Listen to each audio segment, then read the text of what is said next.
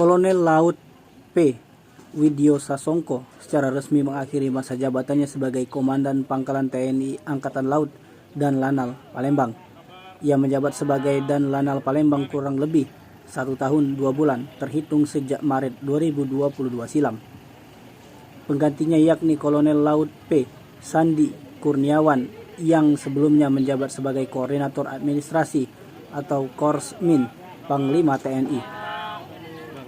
Setelah terima jabatan Dan Lanal Palembang itu langsung dipimpin Komandan Pangkalan Utama TNI Angkatan Laut dan Lantamal 3 Jakarta, Brigjen TNI Mar Hari Indarto.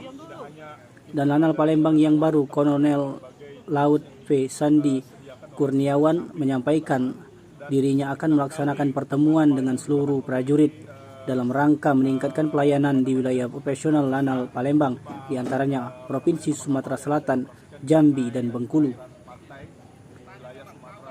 Lebih lanjut, dia juga akan dilakukan dalam rangka langkah eksternal yang melaksanakan silaturahmi seluruh pimpinan Porkompimda Sumatera Selatan dan Porkompimda Jambi.